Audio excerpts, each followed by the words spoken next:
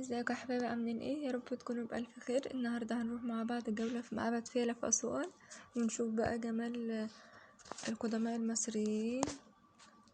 بصوا نزلنا بقى اهو، احنا طبعا ساكنين في الأقاليم، ركبنا عربية أول حاجة للمحطة، وبعدين هنركب من المحطة سحاري. هو طبعا معبد فيلة ده عند سحاري. هنا اهو ركبنا، وده سحاري طبعا. كان في ناس مستنيين عند الخزان، ركبنا معاهم، وهنروح بقى المعبد مع بعض. هنا داخلنا بقى المدخل بتاع المعبد اهو، وفي الطريق بتاعنا. الطريق طبعا من المدخل للمعبد مسافة بسيطة خالص. طبعا كنا مجموعة كده مع بعض، قلنا نروح معبد فيلة كده النهاردة نوريكم الجمال. بصوا هنا كنا وصلنا معبد فيلة، وبصوا ما شاء الله في حاجات حلوة قوي، ناس يعني عبايات وحاجات جميلة، وطبعا حاجات أثرية وكده، حاجات كتيرة جدا وحلوة قوي. بصوا اهو معبد فيلة، ده المرسى بتاعه.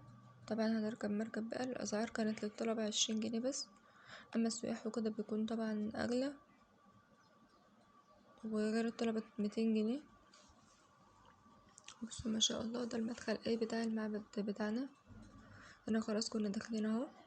طبعا بندخل بالتذاكر، تحط تذكرة هنا وتدخلي. بصوا ده بقى كان قبل المركب كده،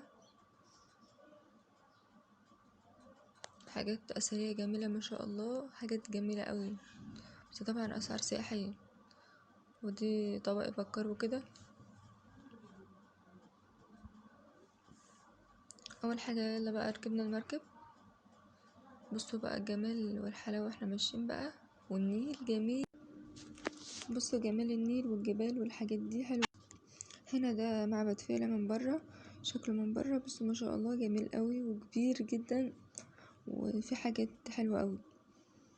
بصوا الجبال والحاجات دي من بره. طبعا دول سياح كانوا مروحين وكانوا بيعملوا لنا باي. هنا اول لما وصلنا برضو في الحاجات الاثريه دي برضو، قبل ما على المرسى، قبل ما نروح وبعد ما روحنا. بصوا ما شاء الله قوايش وسلاسل وحلقان وحاجات كتيرة قوي، حاجات حلوة جدا، وخواتم برضو جميلة ما شاء الله. بعد كده بقى في معدية هنعديها للمعبد بتاعنا، معدية عادية يعني، بس ده الحاجات اللي كانت موجودة حلوة جدا. واحدة سألت على حلقة قالها 30 جنيه، مكانش غالي قوي يعني. بصوا بنبدأ بقى نعدي المعدية اهي، دي معدية للمعبد فيلة بتاعنا. بصوا ما شاء الله شكل المراكب وشكل النيل والحاجات دي حلوة جدا. اتبسطت اوي في الرحلة دي، مع انها ما كانتش مكلفة يعني اوي ولا كده، بس طبعا لازم يكون معاك عدد. بصوا هنبدأ بقى نعدي المعدية ونشوف بقى معبد فيلة الجميل بتاعنا عامل ازاي.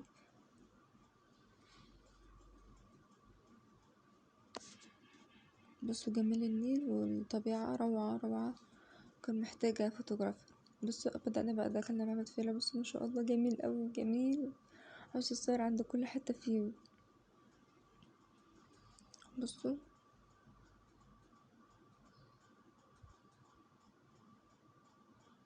الفيو هنا رائع. وبدأنا بقى ندخل جوه المعبد، حاجات حلوة قوي ورسومات فرعونية. احنا طبعا مش فاهمين اي حاجة، بس بنتفرج وكده، بس حاجات حلوة جدا، منظرها تحفة. بدأنا بقى ندخل نتفرج كده في كل مكان في المعبد بتاعنا. طبعا هو كبير، ما كناش لحقنا ندخل كل مكان لأننا كنا رايحين حوالي الساعة 4 كده يعني، يدوب قعدنا ساعة بس. بصوا بقى، بصوا ما شاء الله جميل. ده مقياس النيل اللي هو تحت المية بس طبعا كان وقتها برضو مقفول.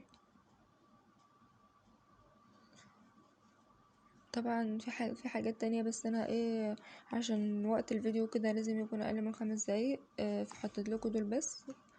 الفيو ده ما شاء الله رائع. هصور لكم بقى اماكن تانية. بصوا ما شاء الله جميل ازاي. ما تنسوش بقى اللايك والاشتراك في القناة وفعلوا زر الجرس.